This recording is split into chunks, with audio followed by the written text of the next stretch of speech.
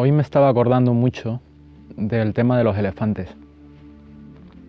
Yo no sé si vosotros conocéis cómo se suele domesticar, o digamos someter más bien, en algunas culturas, en algunos países, a los elefantes. Cuando son pequeños, separan al elefante de su mamá y se lo llevan aparte, lo atan a un palo con una cuerda o una cadena normal. Y entonces el elefante, como es pequeño, normalmente no pesa más de 70-80 kilos, no tiene la fuerza para romper la cadena o la cuerda. Y así puede pasar días o semanas y el elefante lucha y lucha y lucha. Intenta tirar de la cuerda o de la cadena, se hace heridas y no puede. Aparte, de vez en cuando, aparece el domador y le agarra unas ramas, varias ramas, y le mete micropalizas, le golpea en una especie de ritual para aterrorizarlo, para darle miedo, para infundirle respeto. Pasa el tiempo y el elefante se cansa de luchar, de tirar de la cadena o de la cuerda, y de vez en cuando aparece el tipo, unas veces le da de comer y otras veces le pega. Y al final el elefante se rompe, su voluntad se rompe. Los elefantes son conocidos por tener una enorme fuerza de voluntad, son muy valientes, son indómitos, indomables, y de la misma manera que el ser humano para ser doblegados necesitan aplicar mucha psicología, y eso es lo que han aprendido algunas culturas. Posteriormente el elefante, cuando ya es adulto, después de haber aprendido los quehaceres de su nueva esclavitud, su vida de esclavitud, lo seguirán atando con el mismo procedimiento y simplemente él no intentará zafarse, porque piensa que es inútil y en cuanto nota la cuerda, cree que ya ha llegado a su límite y entonces ya no lo intenta, ya tiene un límite y lo respeta. Y yo he estado pensando últimamente que hay mucho parecido con esos animales que para mí no son animales. Yo siempre les he tenido mucho respeto y me parece que son seres bastante espirituales, hacen cosas increíbles como enterrar a sus muertos. Y no solo eso, también hacen viajes anuales a las cuevas donde entierran a sus muertos, sacan los huesos, los limpian y los vuelven a meter, ¿no? Los acarician, los besan. Son animales increíbles. Y yo creo que hay mucho parecido entre ellos y nosotros. ¿Por qué? Porque la Matrix, de alguna manera, actúa con nosotros de la misma forma. En nuestra cultura o nuestras culturas, independientemente del país en el que estemos, está llena de miedos. Nos programan desde niños con un montón de miedos. Miedos de todo tipo.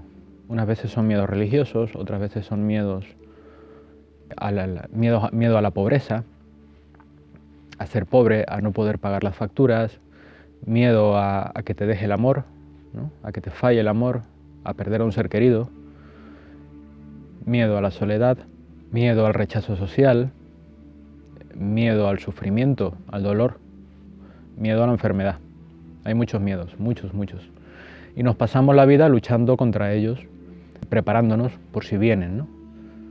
Ahorrando para no ser pobres, buscando trabajo para no ser pobres, para poder pagar facturas, intentando encontrar amor, intentando hacer cosas saludables para no enfermar, o por lo menos tener medios para curarnos, intentando encontrar una persona que nos cuide si enfermamos, intentando ser aceptados socialmente, tener amigos, muchas veces más por el miedo a la soledad que porque realmente necesitemos estar acompañados en todo momento.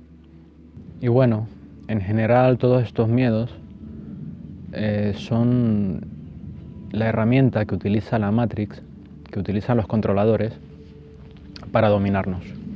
¿Por qué? Porque quizás nosotros somos igual de poderosos que un elefante, que los elefantes. Tenemos una enorme capacidad. De hecho, todos sabemos que el hombre tiene capacidades que incluso pueden cambiar el ritmo de la naturaleza, podemos alterar la naturaleza. De hecho, se pueden burlar los fenómenos naturales, ¿no? Las leyes naturales.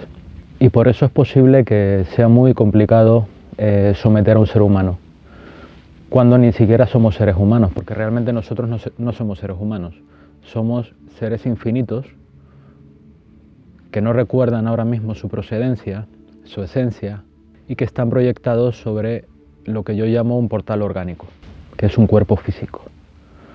Y ese portal orgánico, a su vez, está dentro de lo que yo llamo una zona de exclusión. Y a su vez, esta zona de exclusión está regida por fenómenos naturales, por tiempo y por espacio.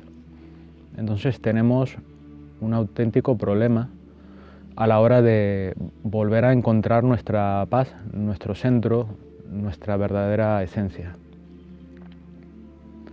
Y todos estos miedos, la función que tienen es que, puesto que probablemente somos demasiado poderosos, no intentemos salir de aquí. Estemos demasiado distraídos, obsesionándonos con esos miedos a la pérdida y a todo eso. Es una forma muy inteligente de atar a dioses y de atar a animales increíbles con una fuerza increíble. Todo psicológico. La mayor parte de los miedos que tenemos en realidad nunca ocurren. La mayoría de las veces nunca ocurre nada.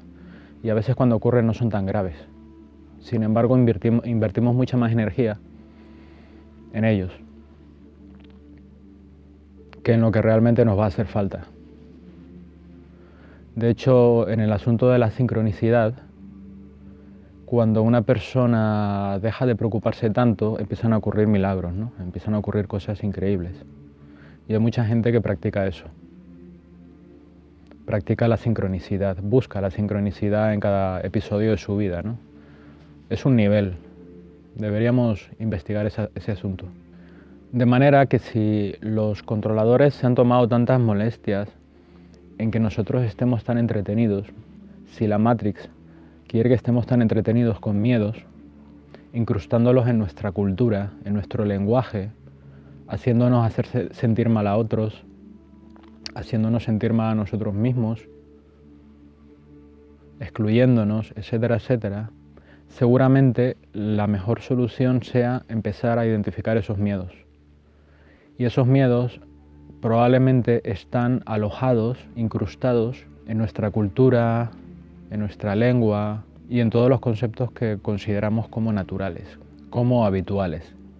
Entonces estoy pensando que quizás deberíamos hacer un poco más de esfuerzo en analizar todo lo que decimos, todo lo que pensamos, todo lo que nos han enseñado, todo lo que vemos, para identificar esos patrones tóxicos que la dualidad nos ha metido y que poco a poco nos condicionan para que las experiencias que vivimos en la vida no sean satisfactorias, sino que sean aterradoras, que nos den mucha inseguridad.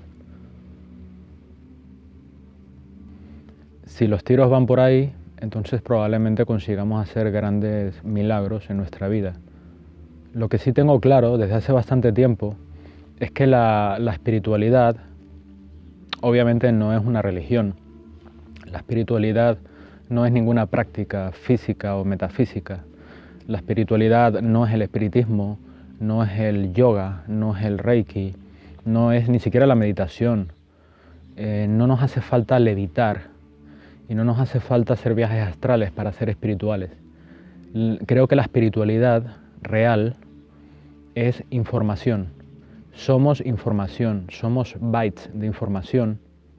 Y creo que la verdadera espiritualidad es simplemente saber en dónde estamos parados, saber qué hacemos aquí e intentar solucionarlo.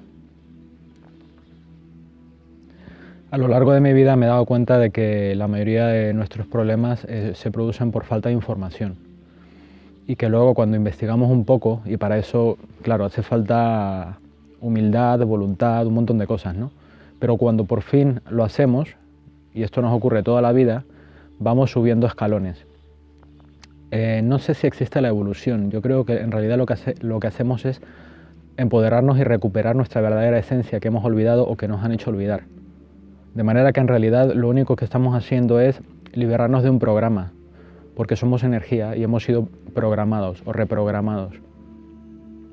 Por lo tanto, para salir de esto necesitamos información. Es como un sistema operativo al que le entra un virus. ¿Un virus qué es? Un virus solo es información. Esa información prevalece sobre los sistemas de seguridad del sistema operativo. Cuando se introduce un antivirus, el antivirus también es información. Y lo que hace esa información es decirle al sistema operativo cómo tiene que tramitar esa amenaza. Con lo cual todo es información. Y puede que hayan técnicas para llegar a una madurez espiritual a través de mucha meditación, hay culturas que lo hacen, y que se pueda reconectar con esa esencia, puede ser. Pero yo creo que también, o quizás más importante aún, es entender, es informarse, es saber, vivir todas las experiencias. Porque si no, si uno no sabe cómo funciona la Matrix, cómo funciona la zona de exclusión, cómo funciona este planeta que el lobo estepario llama Satania, puede caer inocentemente una y otra vez en el mismo problema, porque la cuestión es que cuando nos vamos de aquí nos formatean, perdemos la memoria, entramos en el bardo otra vez